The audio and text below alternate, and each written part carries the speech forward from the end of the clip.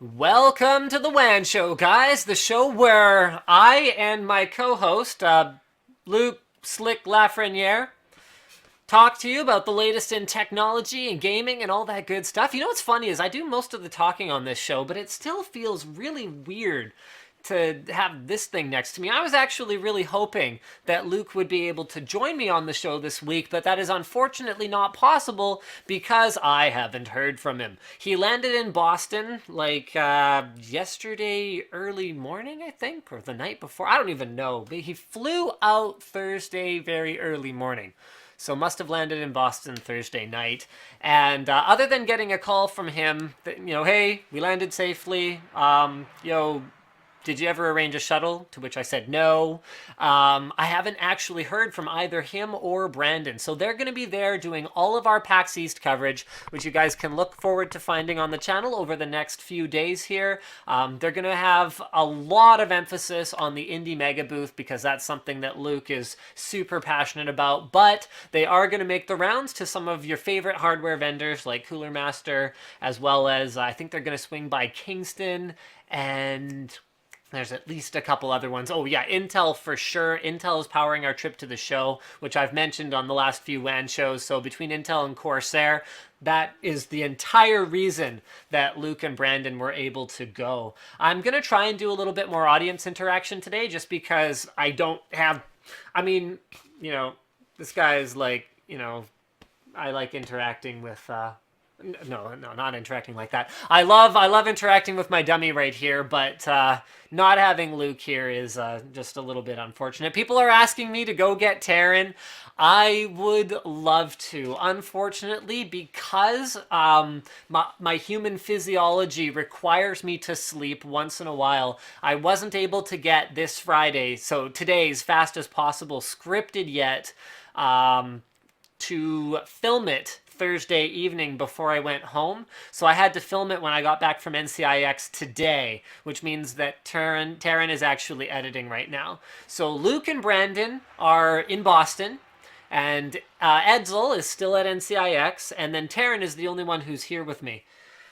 All right, so let's go through some of the fantastic topics that we've got today before we do our intro here. So let me see. Will.i.am says he developed a smartwatch.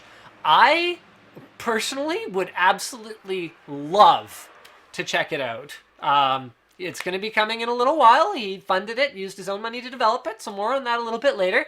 The word on the street is also that VESA has accepted FreeSync as part of the upcoming extension to DisplayPort called 1.2a, which could be very, very good news for gamers. Google is taking another crack at the living room with Android TV, more on that later. And the Blackmagic Ursa. Okay, maybe you guys don't...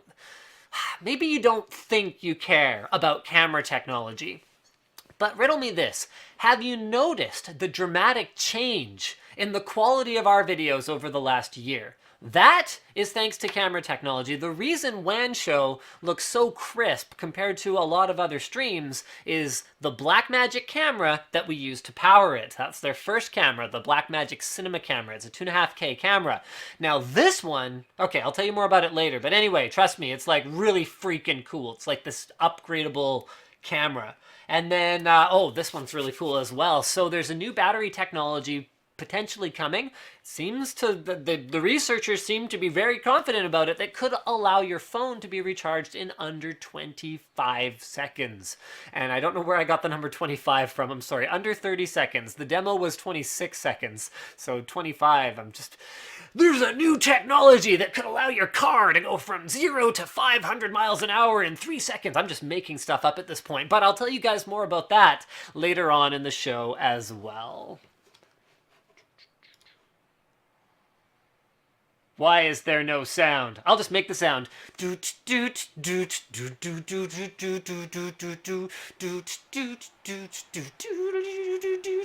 I'm gonna kill Edsel because he forgot to put the music in. Ah, yes, our sponsors of the show today are ASUS, ROG Notebooks, and DollarShaveClub.com. Shave time, shave money.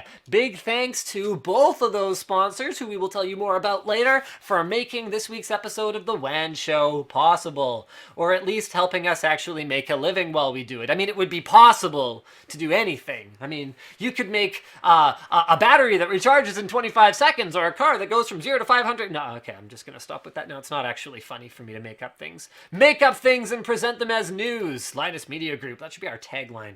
All right, so will.i.am claims to have developed a smartwatch. The article that we're going to be checking out here is from Engadget, but this was posted on the forum by Kuza. Thank you very, very much. We really do appreciate when people take the time, make up things, and present them as news. Oh, for crying out loud. Stop that. Why you do that? Why you do that, Twitch? Why you make that the automatic default setting there? All right, so we appreciate when people post in the news section of LinusTechTips.com, because we love how active the forum is and how easy it is to find all the latest cool tech news there. All right, so the article from Engadget. will.i.am, there he is. Like, he's actually wearing it. This isn't like Kanye coming up with, hey, I invented the white t-shirt. And okay, actually it's kind of the same, or at least it's not different in the way that I was presenting it. I was going to say, it's not like Kanye claiming to invent the white t-shirt, but actually he didn't invent a t-shirt. But he did, I guess. He did create this white t-shirt that you could buy and spend a lot of money on. But this isn't like just some random claim. He's actually wearing the thing and talking about it. So he started the company himself. Okay, funded it, used his own money to develop it. It can apparently stream stored music via Bluetooth and make calls and access Twitter, Facebook, and Instagram without having to connect to a smartphone.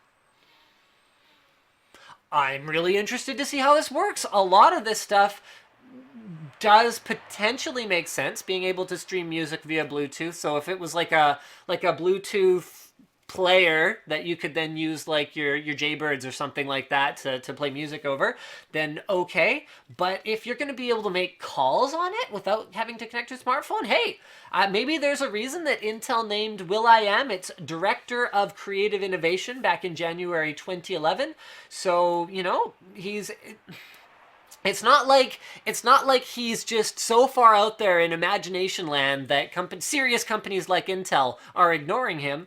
So it's rumored to be coming sometime in the next sort of little while, and I will tell you what, if you guys want to see it, I will review this.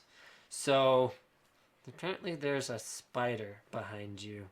Okay, Aldi, if we have any mods, that's a permaban. See you later. All right. Actually, maybe I can just do that. Aldi, you're gone. You're gone, man! Ban! Perma-banned! Never gonna unban you! There you go. Yeah! Woo! Alright, so let's move on to our next topic here, and that is, this is such good news. Alright, so I originally had this brought to my attention from by an article on PC Per. So my bud Ryan Schrout's website that I guess he does tech stuff or something. I think he makes videos too. Anyway, VESA may, so this is allegedly, may have accepted AMD's FreeSync. This is so cool. So I made an awful lot of noise about NVIDIA's G-Sync back when they first showed it off. Since then, my enthusiasm has naturally somewhat dwindled to the point where it's like, are we ever going to actually get to use this thing? Because it's a great technology. What G-Sync basically does is, instead of refreshing your screen at a fixed interval, okay, and this is particularly important when gaming, instead, it waits for your GPU to render a frame and then refreshes whenever it's ready. And I've had people message me and say, oh, well, that'll be laggier. No, actually, it'll be less laggy, because the problem with this constant refreshing is either you're going to slow down your GPU, either you're going to have to kind of sit around and wait for things and then have them be displayed, or you are going to have to see partial frames one on top of the other, and you're going to get tearing. What G-Sync does is it makes sure that the frames are delivered as quickly as possible once they're ready, and that you only get one frame at a time, rather than like, you know, the top of Lara Croft's body here and the bottom like over here. And you're just like, okay, so I could enjoy the bottom or the top separately, but not the whole package, right? So, not that people play games just to, you know, scantily clad female lead characters. Shame on you! Anyway, I forget what I was talking about now. Right. So, AMD came along, and at CES, they showed off what they were cheekily calling FreeSync. Now, FreeSync was basically exactly the same thing, and that was the ability for the display to only refresh when the GPU was ready or when something on the screen changed, because FreeSync was using something that was developed for power saving in laptops. So NVIDIA's response at the time was, well, FreeSync, there's the scalers that are being used for this, A, they're only in notebooks, and B, they're not designed for the type of use case that would have it being used constantly. I mean, with G-Sync, we developed this robust piece of hardware that's really future-proof and really designed for that kind of a workload. Well, FreeSync, yes, was a bit of a Frankenstein experiment at the time, and I see NVIDIA's point, but if it becomes part of the DisplayPort 1.2a standard, which allegedly it will, we could all of a sudden see basically every display have this GPU-triggered refreshing enabled on it. Holy crap. DisplayPort, you just won. Like, you just won. Not only are you ahead of HDMI, because HDMI 2.0 is still not existent, you can't actually buy anything with it, and DisplayPort 1.2 has been available forever and already supports 4K at 60 Hz. Now, you are going to be in every gaming machine anywhere, and rightly so. Like, it's just such a shame that the Xbox and PlayStation 4 couldn't have something like this. And I'm not even poking fun at the console gamers right now. I'm legitimately sad for them, because I'm sad for the entire industry, because as long as you have to keep trying to design games to run at like a fixed frame rate, which you have to, because frame rate fluctuations will cause either lag or tearing on consoles, where we're stuck with these constant refresh rate monitors. So as long as the games industry has to account for that, we can't see them move forward and push for a little bit more, you know, visual quality. And so what if it dips down to 48 frames per second or 53 frames per second, because it'll still look really good and really smooth,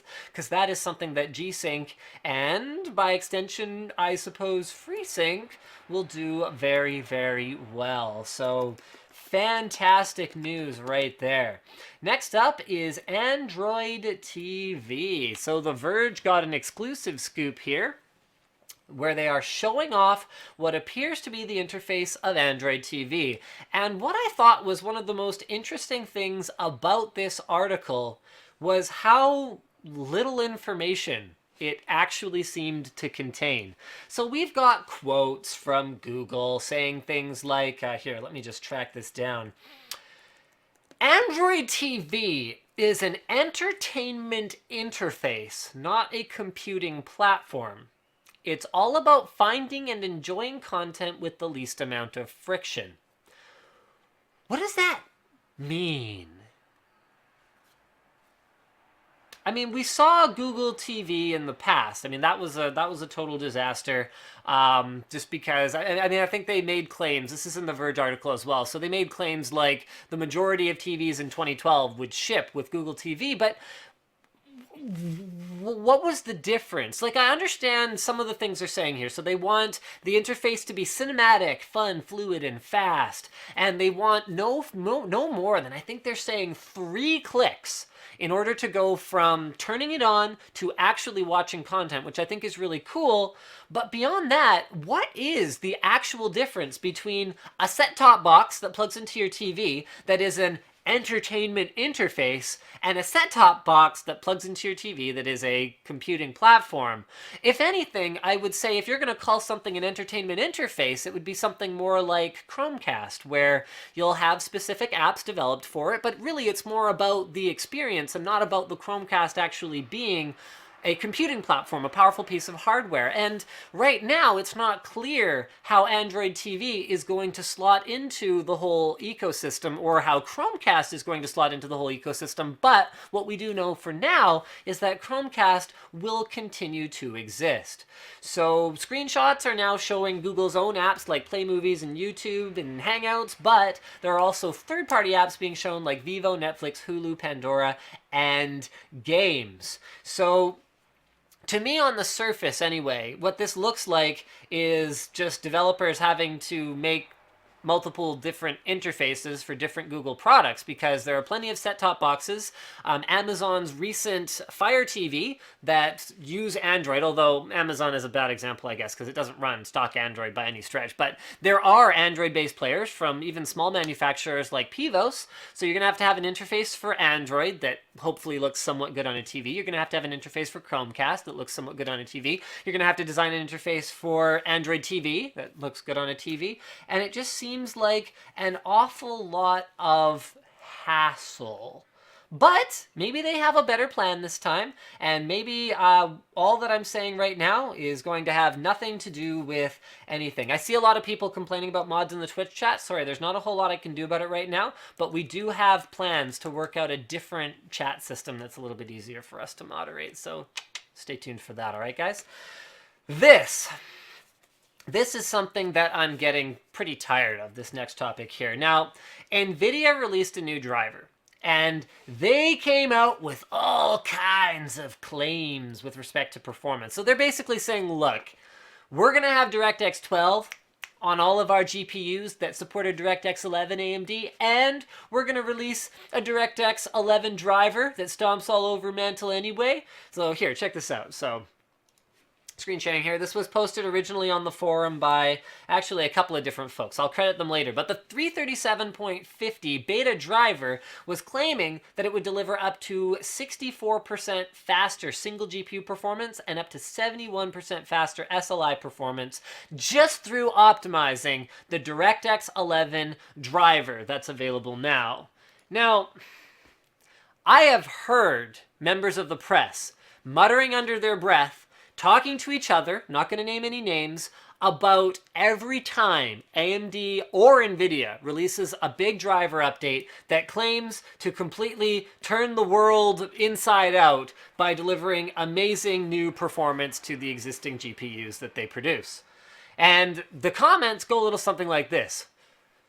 Maybe they'll actually have changed something a lot this time, but I doubt it. And I even heard one of them talking directly to either AMD or NVIDIA, not going to name any names here, saying, look, if I spend the time to benchmark this thing, am I actually going to find this number you're claiming, or is it just a waste of my time again? So the press in general is a little bit sick of the whole claims that don't really seem to add up thing, and unfortunately, it looks like this is maybe more of the same. Okay, there are improvements, but there might be a little bit more of the same going on here. So we referenced articles from two of my favorite sites. We actually didn't have the time, just didn't have the bandwidth to run the benchmarks ourselves, but these are both very trustworthy sources. Trust me that they're good for it, I guess. So AnandTech and PCPer. So they both did pretty darn good articles on the new NVIDIA driver, and the conclusions from both of them basically amounted to this. AnandTech's tests indicated about a 10% improvement in performance in BioShock Infinite and Metro Last Light. SLI performance increased 10% for Grid 2 and 76% for Total War Rome 2, although Total War Rome 2, was pretty far back in terms of optimization. So anyway, a 76%, that means they did achieve it. So 76% performance improvement in a particular game is good. NVIDIA boasts huge performance gains in older games. So, Call of Duty Black Ops is getting 20%, I guess. And, SLI has seen slight performance increases, and NVIDIA has been working on, some Mantle optimized games and all of this kind of stuff. But the basic conclusion was that performance was only really increased in some pretty specific games, and for the most part, the sensationalist headline performance improvements were pretty difficult to find. And I guess for me, it turns into a bit of a can I trust you issue. Like, I don't mind when NVIDIA provides us with reference benchmarks when they release a new GPU. In general, they've done a pretty good job of it, where they say, okay, if you take our card and this AMD card and you run them side by side, here's about the performance improvement you can expect. We're still going to run our own benchmarks anyway. We're not just going to take that at face value, but it's nice when they at least give us a reference so that when we run something and it's like totally not the same, we can go back and go, oh crap, did we screw something up? This is...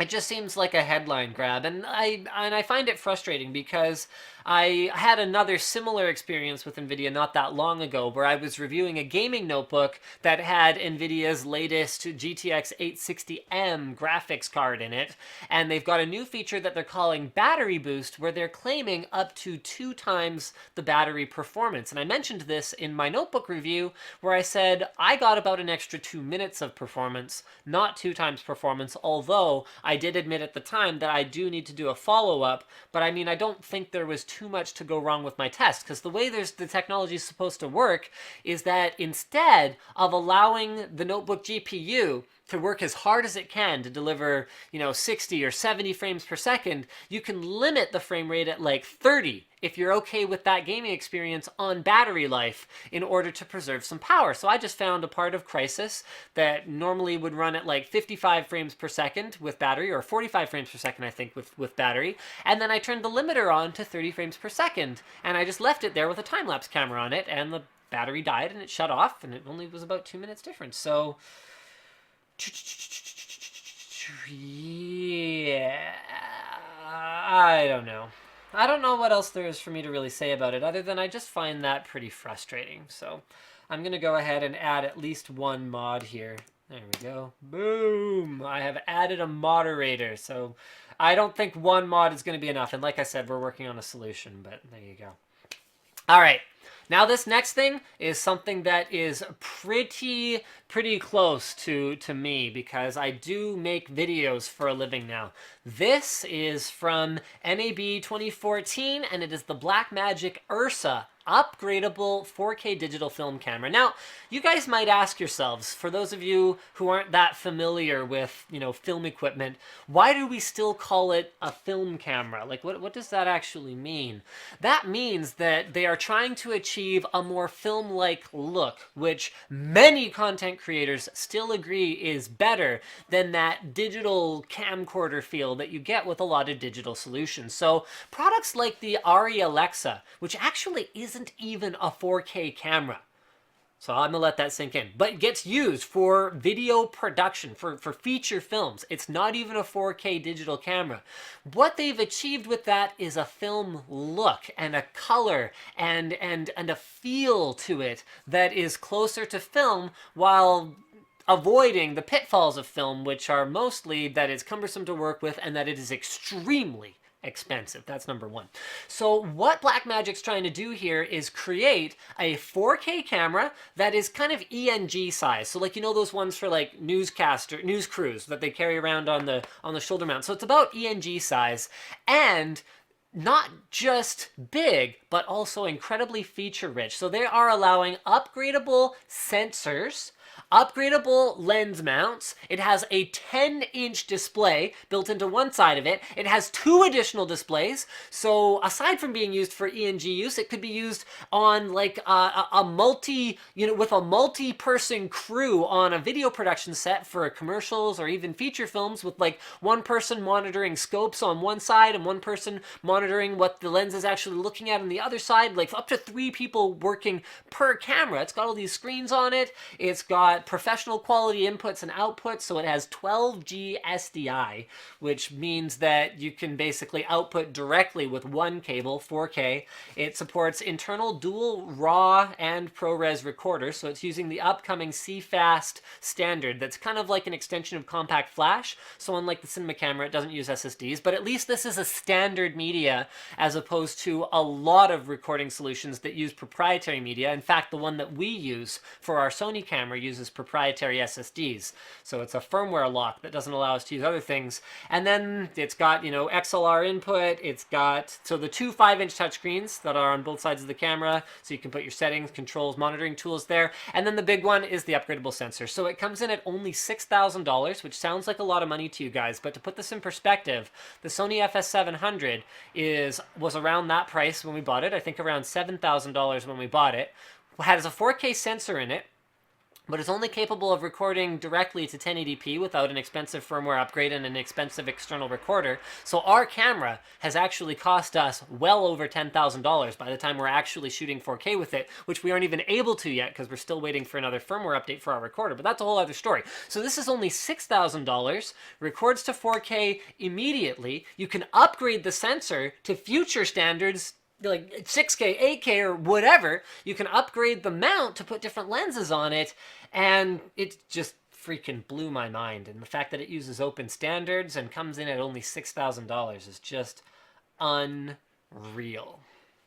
I'm gonna head over to Twitch chat and see if things have sort of gotten a little bit less out of control. Yes, indeed they have, in fact. All right, let's move on to our next topic here. I think this is going to be a pretty short show, just because there's not a whole lot of room for discussion between me and Luke over here. So this is a cool demo. Now, one of the things that I have criticized Thunderbolt for is that it just isn't Ethernet.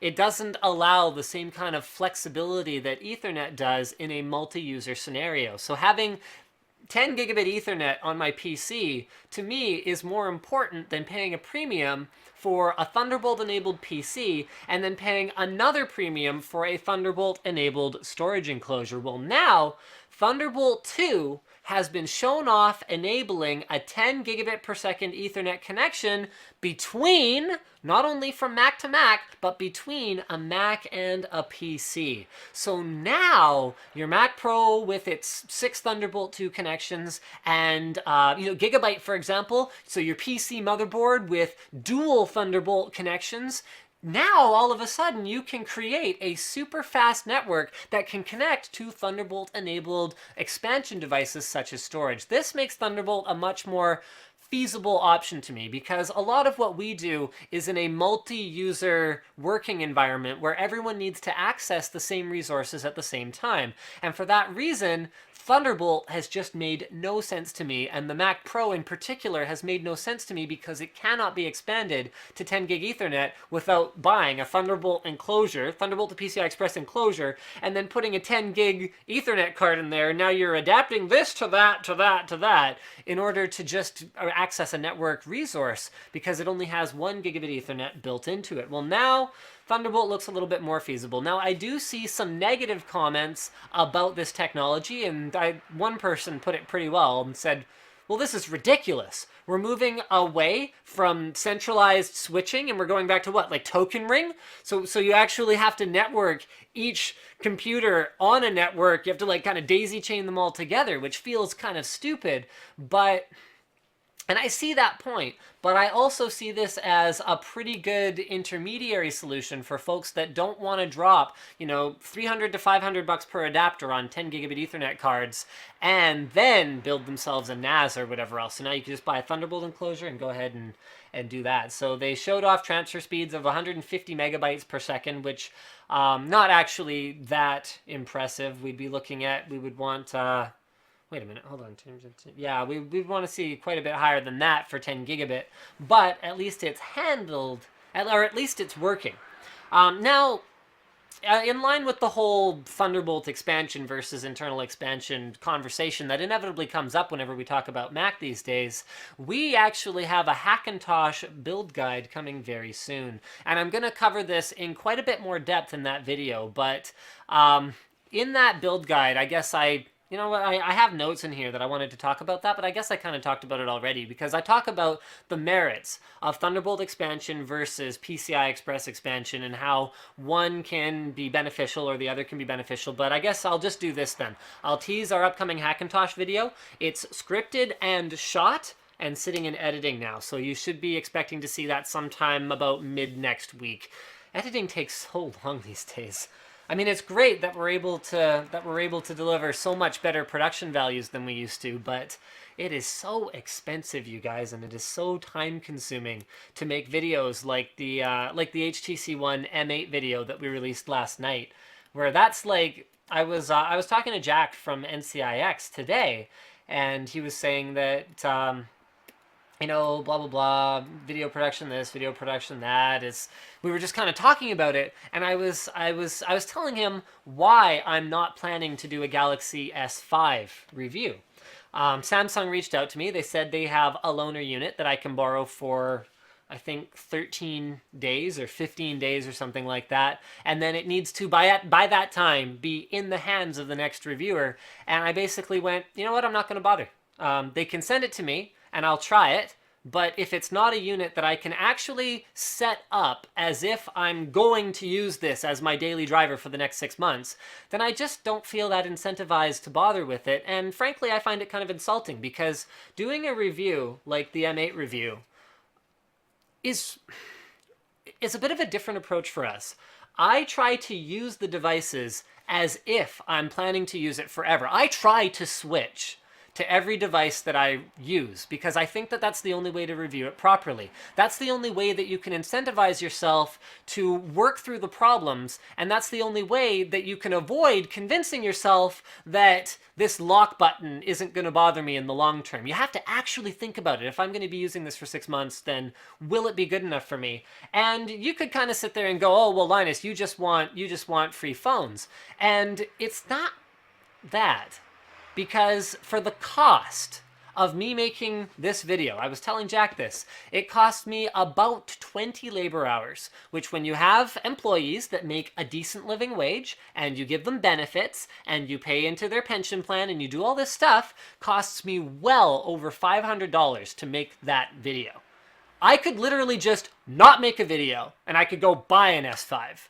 And that would work out just fine for me, because that $500 doesn't even factor in the time that I spent using the device and tinkering with it and compiling my notes and scripting my review. All right? So I basically went, okay, yeah, you guys can send one to me, but I'm not going to make a review, because if I'm not worth the effort or worth the resources to send a phone, then quite frankly, you're not worth me spending $500 to make a video about it. And it's just kind of leave it at that. So I don't even remember where I was going with this. Hackintosh preview. How did I end up talking about this? Hackintosh preview. Wow. Speaking of Samsung phones, doop. This is really cool. So the BBC has this article talking about a battery that right now is not miniaturized enough for cell phone use, but is about the size of a cigarette package, but can be charged in under 30 seconds. So they charged up a Samsung Galaxy S4 that's Frankenstein hooked up to this thing in 26 seconds at a demo. Holy crap. And the craziest thing about this technology is that we're actually not that far away from it being a product that can be commercialized. So this bioorganic battery uses tiny self-assembling nanocrystals that were first identified in research that was actually being done into Alzheimer's back at Tel Aviv 10 years ago. And the team is using these nanocrystals in order to create batteries or even other technological devices, such as a replacement to flash storage chips. So they're even showing off these organic chips, or whatever you want to call them, in battery applications, in chip applications, storage applications, and they're showing off that they can achieve write speeds up to 3 times what we can do with current NAND flash. The batteries, so back to the batteries, are likely to be 30 to 40% more expensive to manufacture, and the final product will likely be about twice as expensive as those on the market today. But what would you guys give? Would you pay? Like, I mean, okay, let's say just for a second, I just bought a replacement battery for a Droid DNA, and I think it cost me about 50 bucks. So let's say it added $100 to the price of a top-line smartphone, or even $150. Would you pay the extra $150 for a phone?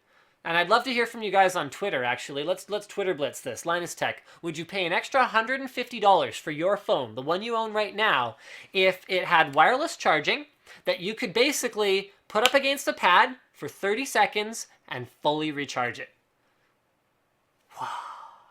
Let's say for a second that the pads also cost twice as much. So right now you can get a Qi pad for about 20 bucks. So let's say the pad costs 50 bucks. So you're spending almost $200 extra out of pocket to have that solution. I'd love to hear if you guys think that's worth it, because I totally do. I am tired of batteries just running out of life and being frustrating. All right. Now, I have received a ton of requests to review this bad boy. This is the G502 Proteus Core tunable gaming mouse from Logitech. It is available at a very reasonable $79.99 when you consider all of the features it has. So it's got weight controls, it's got 11 programmable buttons, it's got DPI shifting, it's got upgraded ergonomics, it's got their dual mode scroll wheel, which is actually really cool. So it can either be clicky or you can just flick it into free spin mode. It's great for things like working on Excel documents. And this is the big one. It's got a 32-bit microcontroller with the most accurate sensor on the market, is what Logitech is saying. What they're saying is that the resolution of the sensor is 1200 DPI without any tricks, without any tomfoolery. Fascinating.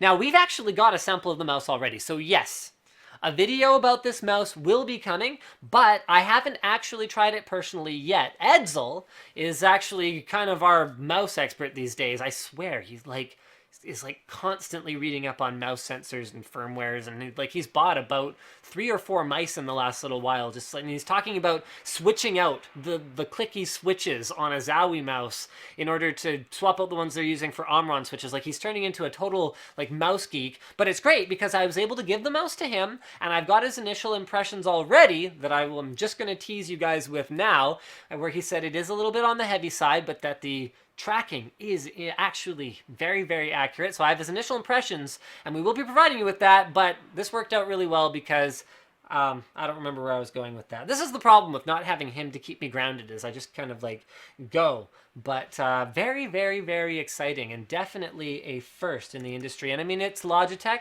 so their software is going to be stable. They've got a 3-year warranty that is legendary. I've had to use it a couple times myself, and it's been a satisfying experience every single time. And I guess that's pretty much all I have to say about it. Luke will have a chance to check out the ergonomics of this mouse at PAX. I think he did plan to swing by the Logitech booth, so maybe you guys can expect to hear his impressions on it, even if you haven't heard mine yet, because all I've held is the box. I handed it to Ed, and I was like, yo, you're into mice these days, man. Check this out. Is it good? Is it not? I gotta know. All right.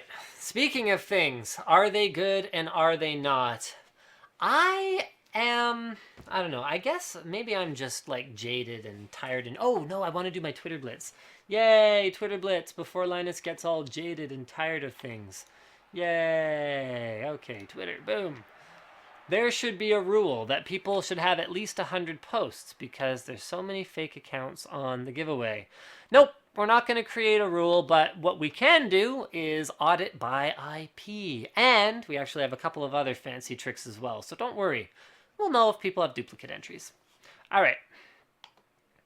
Marco says, yes, definitely worthwhile on that new battery idea. Tyler says, not in the first gen. Wouldn't pay $150 for it, so maybe second or third gen, they can have my money.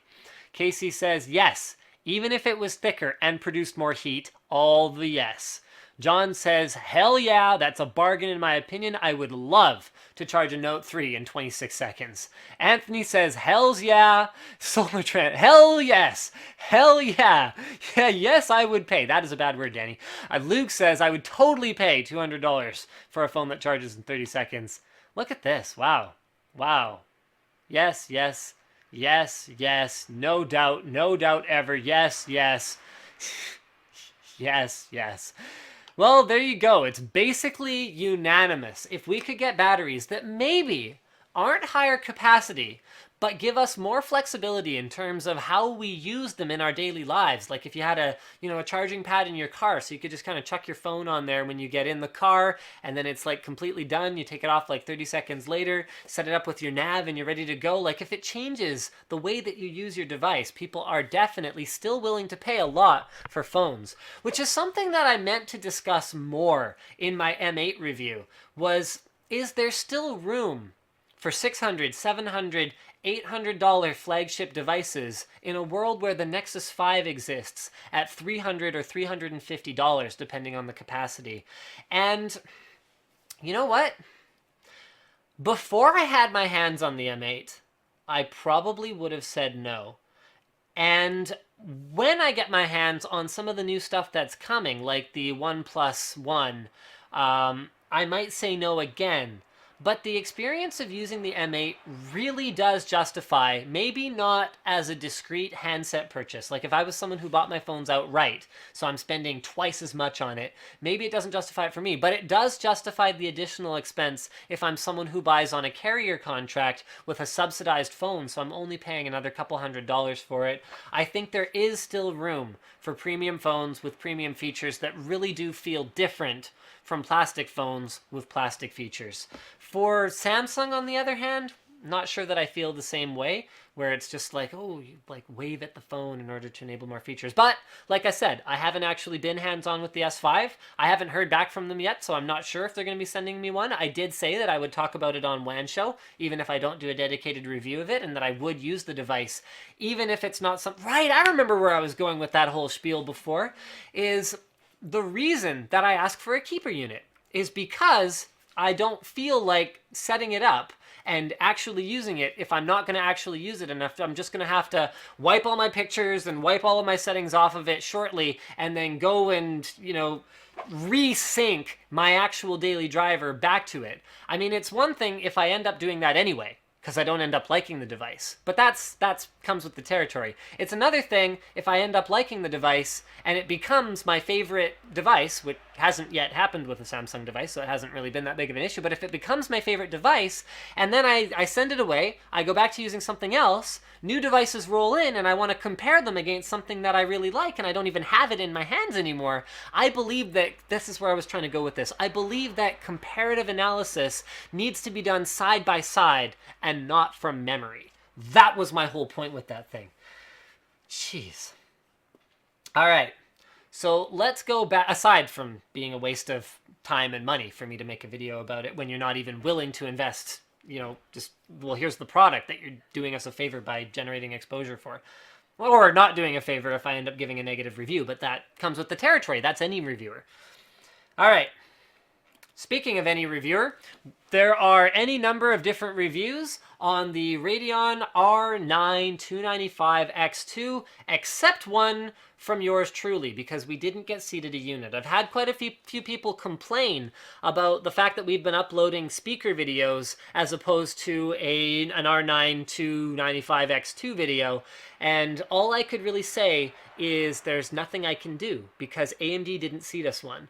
We were included in their viral marketing campaign where they sent pictures, or they sent a picture, they sent Pringles, and then they sent like this disc that had this like video on it that I didn't look at, and then had a slide deck that actually told me everything I needed to know about the GPU. And then I only found out a few days prior to launch when I was like, hey, are you guys going to follow up with a card at some point here? That I wasn't getting one.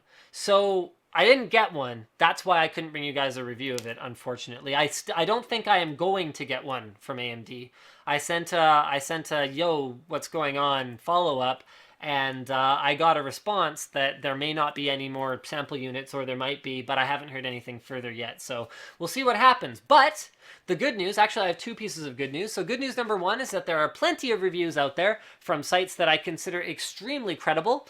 And so we can definitely check those out. And the other good news is that it's a dual GPU card. So people always do this. They kind of go, hey, Linus, how do you think the new rumored upcoming dual whatever is going to perform? And I say, hey, it's going to perform just like two of those. Because that's all it is. It's two of those. AMD has done some innovative things here, but I didn't even need to benchmark a 295X2 to get a pretty good idea of where it was going to land. I can throw two 290Xs in a system. I can throw water cooling on them, like not great water cooling, but water cooling, or like a great air cooler, or like go outside in the cold or whatever. And I can tell you how a 295X2 is going to perform. So that's the other piece of good news. And the good news number 3 is that good guy Austin Evans has packed up his 295X2 and put it in the mail today for me. So you might see a full review, you might just see some impressions once we get it on a bench, or you might not, because we're pretty late to the party at this point anyway. But let's get into how the credible sources of information have evaluated this card, since we haven't tested it ourselves. So from BitTech, they say, in nearly every way, the R9 295X2 is dual GPU done right. In every situation, it simply works, and damn well too, as its scaling is seriously impressive. So it's got a pair of overclocked, albeit very moderately overclocked, R9 290Xs, and it performs about like what you would expect. However, you can, again, expect some separate PCB R9 290Xs to give you similar, if not better, performance, because they have their own dedicated VRM circuitry that has more room to breathe, and you can potentially squeeze more overclocking out of them for that reason. So just like any dual GPU card ever before. Tom's Hardware actually made a really interesting point, and that was that you will be able to buy two for the same price as the dual GK110 based battleship, the Titan Z.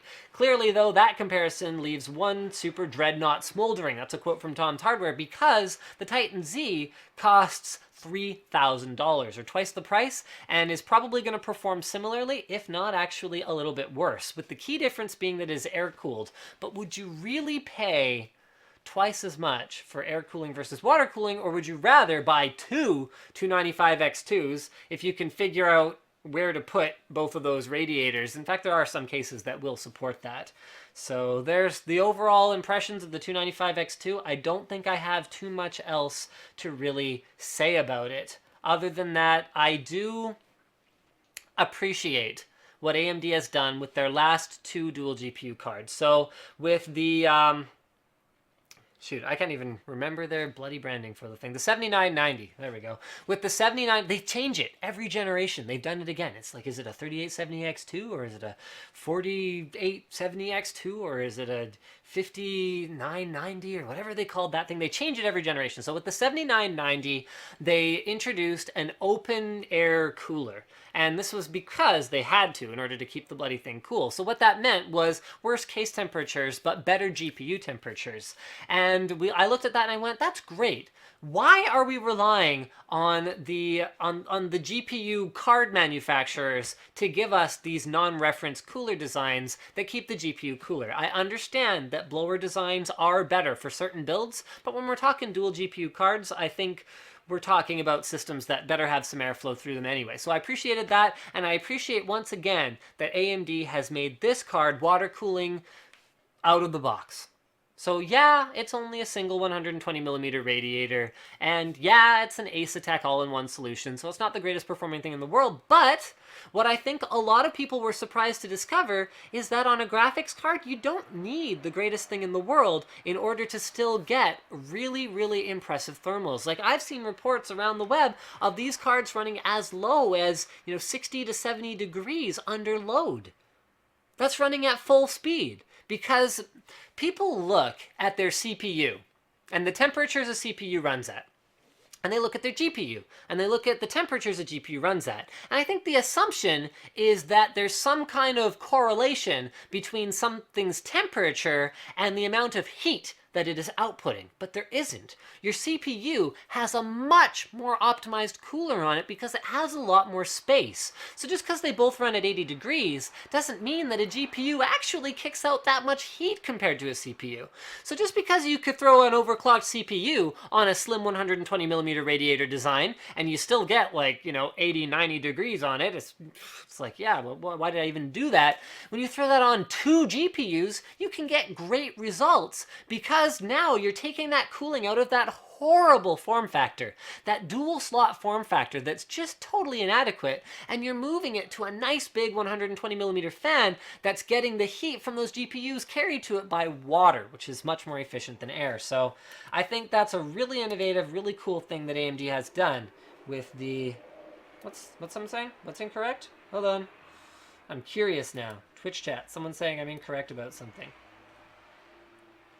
No, no idea what you're talking about anymore. Oh, someone says that's incorrect. I'm pretty sure that nothing I said there was actually incorrect. Yeah.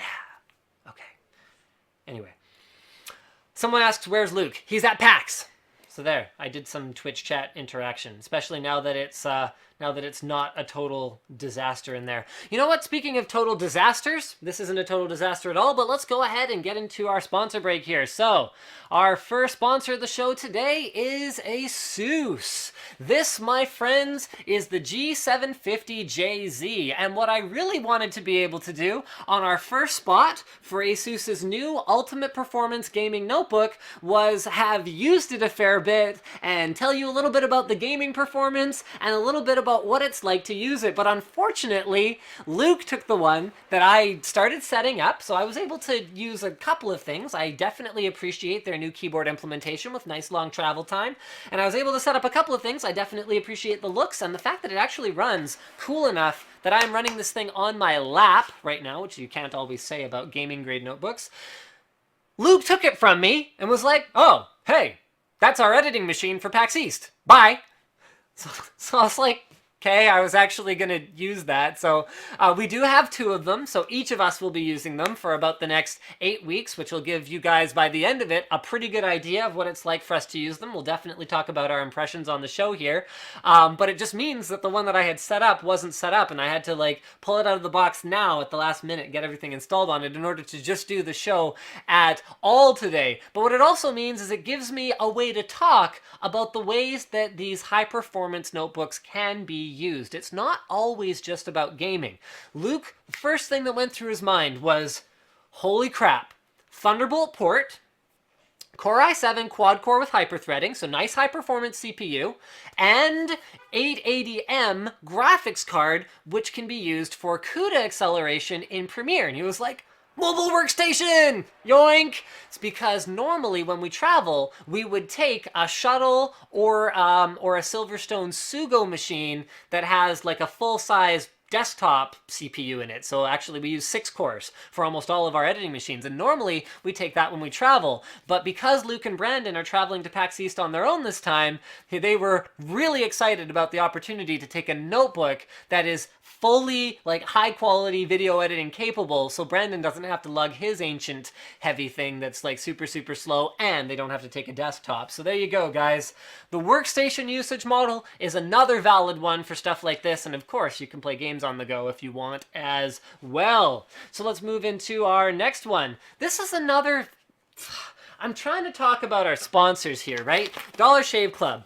So normally I would have my little bin that has all of the different Dollar Shave Club handles, their shave butter, as well as the One Wipe Charlies. That's the one thing that these guys left for me, and I would be able to hold them up and talk about how Dollar Shave Club is a great way to save money and save time by not dealing with the hassle of going to the store and finding a salesperson to, you know, unlock the cabinet for you and give you new razors and then pay a bunch of money for them and then go home and just waste time, waste money. So I would be able to talk about how it's great, and I'd be able to like hold up the razors and show you, but the razors are so good that my staff has absconded with all of them. So I did offer Luke to try the 4-blade one, so I gave him both the package of cartridges that comes with your monthly subscription to Dollar Shave Club and the handle, which he promptly took with him to PAX. So, and those of you who were saying in the last Dollar Shave Club ad that we did within our video that Luke doesn't shave, yes he does. People with beards still shave, you guys. They have to like shape them and clean them up and stuff. Anyway, so Luke took that away with them, so I don't have anything to show you there. And then Taryn, the new guy, was like, oh, those look pretty good. And he's like picking it up. He's like, oh, can I try this? And I'm like, yeah, sure, whatever. Because we got like our pack was enough for, for everyone to like, well, not everyone. It was enough for me to have enough to use for a month because they provide a handle with your first order and then 4 cartridges or 4 blades each month so that you can use a fresh one every week. So you're getting a nice clean shave. So I was like, okay, well, I've got a 1-month supply. I guess I could ask Dollar Shave Club to send me a renewal sooner, and then everyone else can kind of try one head. So we're not sharing shaving heads because that's disgusting.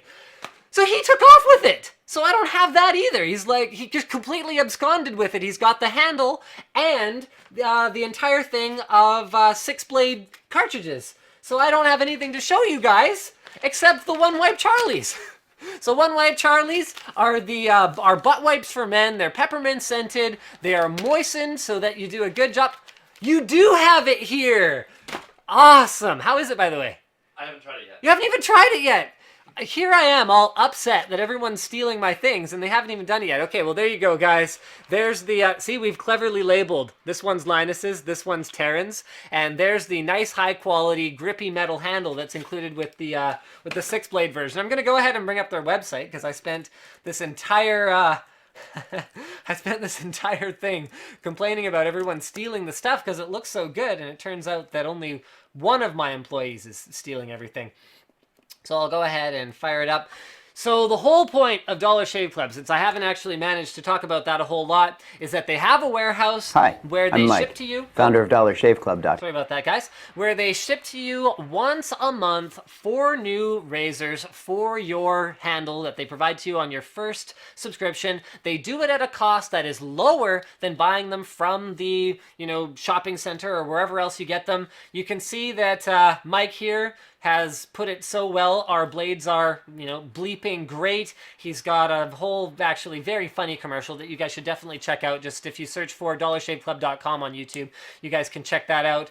And all of that they do for very, very reasonable prices. So the 4-blade one, the one that Luke is actually using, is only $6 a month, and that's with shipping and handling included in the US, and the service is also available in Canada and Australia. This is one of the most disjointed integrations I think that I've ever actually done, but I really hope you guys get the point. Save time, save money, Dollar Shave Club. Check this out. And this is really cool because I think this might be new, because when I was first looking at them, their Canadian prices, I think, were higher, or like shipping and handling wasn't included, but check this out. This is the first time that I've seen a company that's US and Canada that has very competitive pricing on their Canadian service with shipping included. That's really cool. It's 50 cents more expensive in Canadian dollars for the 4-blade razor versus in the US. Now, when you factor in that the Canadian dollar is about 10% behind the US dollar, I think it's like 5 to 10% right now. I haven't looked at it in a couple of weeks. They're basically just doing a currency conversion. When you factor in that shipping is so much more expensive in Canada, that's freaking impressive. And like, A+ Dollar Shave Club for doing that. In fact, I think the $9.50 executive one is less than the difference in currency more expensive, because it's only 50 cents more expensive as well. So kudos to them for that. All right, so with our sponsor messages out of the way, did I ever even actually switch to the Dollar Shave Club? There you go, DollarShaveClub.com/Linus. Make sure you use my referral link when you guys sign up. We've actually had a lot of people sign up and leave really positive feedback about the products already on my Twitter. So do sign up.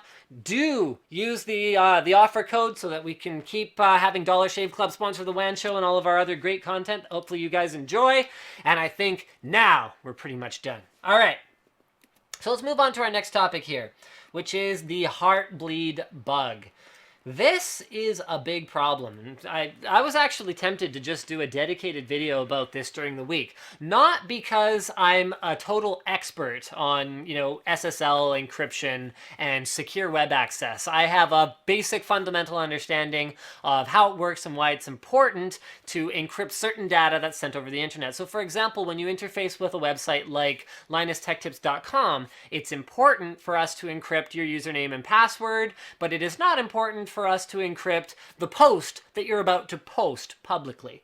So that's the fundamental thing that's going on here. SSL encryption exists to protect in-flight private data as it's being transmitted. So things like credit card numbers, passwords, and the like. What the Heartbleed bug is it is a problem with up to an estimated 2/3 of the sites on the internet, including some very frequently used, very, very big sites. It is a bug that would allow theft of the information that is being transmitted. So there's all kinds of different things that use SSL. So for example, web, email, instant messaging, and some VPN solutions are using SSL in order to secure your data. And Heartbleed.com was actually able to prove this problem existed by stealing from themselves the secret keys used for their X509 certificates, usernames, passwords, instant messages, emails, and business critical documents and communication.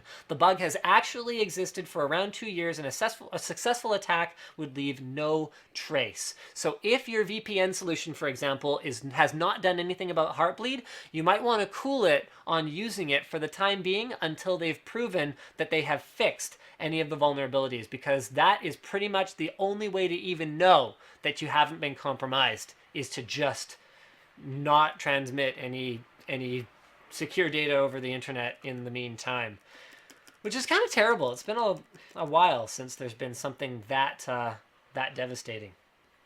All right, let's move on to our next topic here. This was originally posted on linustechtips.com by Ashley. Thank you very much. And that is that Netflix is now streaming in 4K, starting with House of Cards. This is a bit of a mixed bag for me. So here's the article on The Verge. I'm just going to go ahead and flip back to me here.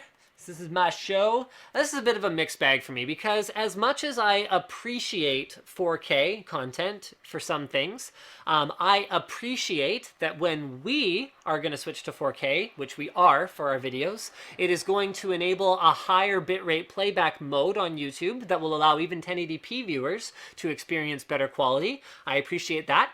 I appreciate that as part of the 4K production workflow, we have the flexibility to take a 4K frame that's this big and punch in this small on it and get still a 1080p full HD image, so we don't have to necessarily switch lenses if we want to get a close-up. That's really cool, right? So we could just take a bigger image and then punch in order to do really fantastic close-ups using a digital zoom.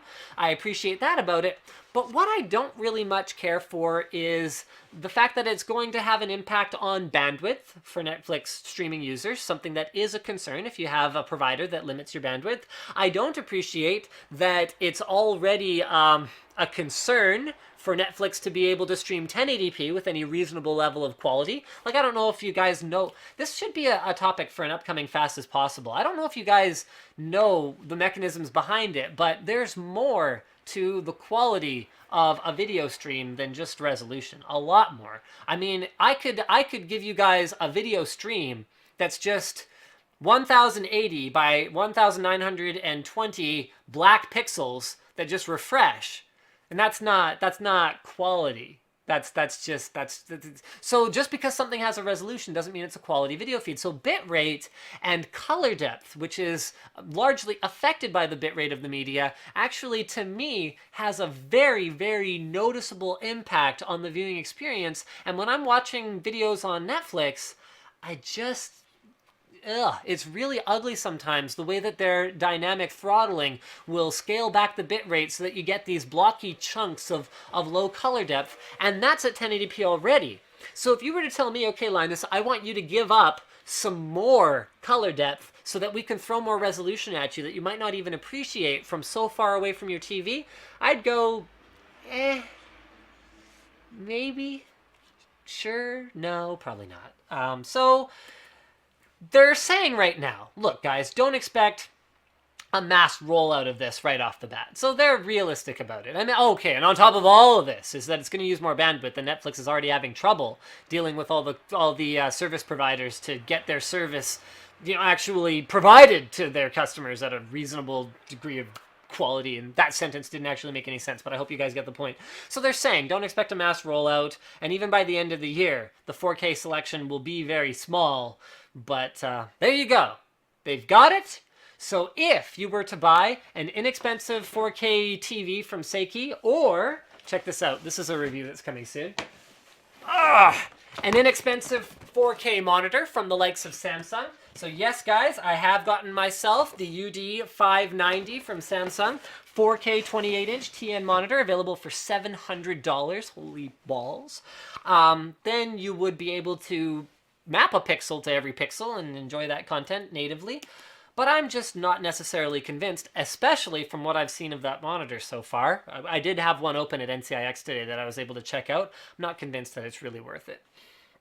All right, DirectX 12 will double Xbox One performance. So this was originally posted by Top War Gamer on the Linus Tech Tips forum. Thank you very much for posting that. And the original article is from BGR.com. So they have a game-changing update that will double Xbox One performance. Now, my problem with this comes back to the whole NVIDIA discussion earlier, where it's, are you really going to be providing double the performance, or is it going to be like double the performance in one game that was already fairly well optimized anyway, and it's not really going to make a difference to most people? And other than that, is it just going to be a marginal incremental improvement? And I don't know yet. There's still a lot of room for Microsoft to improve things about the Xbox One, but a lot of the benefits of DirectX 12 seem to have to do, at least from what Microsoft said, maybe they're keeping some of their cards close to their chest, but a lot of the benefits seem to have to do with allowing more low-level programming for the GPU from the game makers. But that's something that we've already had on consoles for quite some time, and it's something that Sony could just as easily enable on their platform, whether they're using DirectX 11 or DirectX 12. And from what I've heard, like, word on the street is that we're not that far away from bare metal on these consoles already anyway. So that to me kind of goes, okay, well, if we've unlocked a lot of the potential of the hardware, is this just going to be software tomfoolery and smoke and mirrors in order to try to get games to run at 1080p? Because that's one of the claims that they're making. Or is this a total game changer, as you say? And it remains to be seen, this, and also remains to be seen... Oh yeah, I remember where I was going with this. Sorry guys, again, like my train of thoughts just like run away. I haven't slept a lot this week. Right, Microsoft still has a lot of room to improve things, whether this update improves anything or not, because their whole cloud-based compute thing, where they can use that for physics effects or simulation stuff, where it's not terribly important that, you know, the waves of the ocean react with the same split-second precision as an opponent. So there's a lot of room for Xbox One to improve its performance. I just don't know that this is going to be the difference between 50% performance and 100% performance, but it will bring multi-core processing to the Xbox One, something that, you know, I am kind of baffled that it didn't have in the first place. But I mean, you look at how long Microsoft's been working on DirectX 12. I guess they're just kind of waiting it out. They're going to wait till it's done, and they're going to release it when it's actually ready. So, because I think they said, what, they've been working on it for 4 years now? All right. Seagate has announced a 6 terabyte hard drive. It spins at 7,200 RPM, so this is not your you know, grandpa's cheesy high capacity hard drive that spins at lower RPMs in order to make it reliable enough to deliver that kind of capacity. It speeds at 7,200 RPM. It's available in 2, 3, 4, 5, and 6 terabyte capacity points. It has 128 megabytes of cache. It can feature a SATA 6 gigabit per second interface and up to a SAS 12 gigabit per second interface. It does not rely on being helium filled like Hitachi's 6 terabyte drive, and Seagate is using what they're calling their 8th generation perpendicular magnetic recording technology, and what the register has figured is 5 platters to achieve this milestone. Great, I guess. I mean, it's going to be really cool for people who want to have lots of storage. I think that for quite a while, it was stagnant to the point where I kind of went, okay, what is the upgrade path for someone who has a dual bay NAS? Because we've only gone from like 1 terabyte to 3 terabytes in the last little while, and like, it's gotten to the point now where you don't look at that and go, okay, that's triple the capacity. You look at that and go like, oh, that's only 2 terabytes more, and I'm accumulating data at such a rate that it's not necessarily enough. I mean, to me, this is exciting because it is a legitimate upgrade for someone who bought sweet spot, you know, 2 terabyte drives quite some time ago, where now they can triple their capacity, and that means adding a full 8 more terabytes of storage to their setup. But other than that, I don't know. I guess it's another hard drive. It's going to support, you know, encryption. It's Oh, okay, what's cool is they are going to have one available right off the hop that is rated for 24/7 operation and some ludicrous number of writes per year. I think it was something like 500. Hold on, I don't want to quote this wrong because I've made up enough things on this show. 550 terabytes per year, so that's enterprise class types of workloads right there. So that's exciting, I guess. But those drives will continue to be more expensive than most consumers will be willing to spend. I guess for me, it's just I guess it's a shot in the arm for mechanical storage because especially now that we're getting 1 terabyte SSDs in that dangerous $500 price range, it's starting to look pretty tough to justify a hard drive as your boot drive if you're someone who's, buying a reasonably high performance computer. Now, our next topic, this was originally posted on the forum by QWERTY Warrior. Thank you very much. And the original article is from Next Power Up Beta, is Project Ara. Some more details emerge. Project Ara has received a Module Developer Kit 1.0 release that has outed some of the guidelines. So it does a couple of things here. Is it shows off what we can expect a Project Ara smartphone to look like. So we've got a side view where they show what the screen, and in this case looks like speaker and front camera module will look like, and how it will be sandwiched with the rear modules, which can be sizes like this, so 1x2, 2x2, or 1x1, which will contain things like processors, batteries, and all kinds of cool stuff like that. And more importantly than anything else, this MDK 1.0 news reveals that an Ara phone, if you have a couple of batteries on it, will actually be capable of staying powered on not only while you swap a battery. Like right now, that's the phone feature to have, and that's like why Samsung keeps building plastic phones, is a user replaceable battery so that if you run out, you could switch it out. Well, Project Ara phones, I should probably stop calling it Project Ara. So while an Ara phone will allow you to hot swap a battery, so you will actually be able to leave the phone on while you replace your battery with something else, or like if you got like a couple batteries on, you just be like, yeah, I'll pop this one off and put a replacement on there, run off this one in the meantime. That is really, really cool. There are some more guidelines, so they're saying that the modules should have a smooth, flat, pebble form, and they are saying that we can expect to see 3 different form factors, mini, medium, and large, which will presumably be some kind of a phablet, and is coming later after mini and medium size. Our next topic, and this will actually be our last topic. This has been a fairly concise show. I've gotten through everything that I really had planned fairly quickly here. This was posted by Alex Goes High on the forum. The original article is from The Verge. And Google will, for one day, let anyone in the US buy Glass. It will come with a free shade in addition to the Google Glass itself, and it will be available for, look, Google is about to make, okay, I don't see any confirmation here.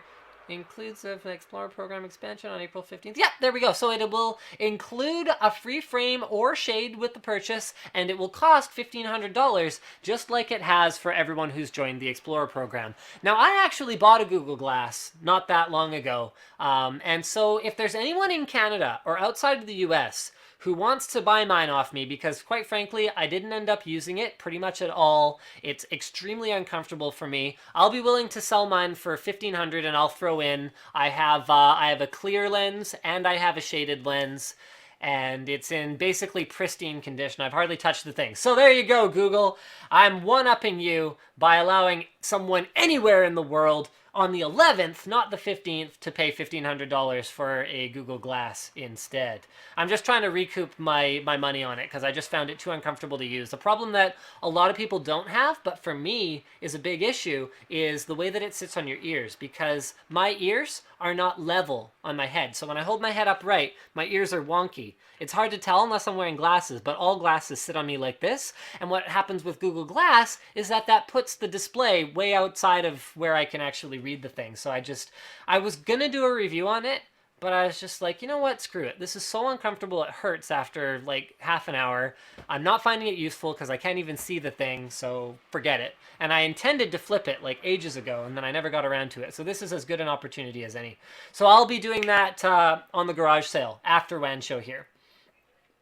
And I think, wow, I think that might be pretty much it. I planned to have Luke join me to call into the show for, you know, PAX East first impressions or something like that, but I haven't.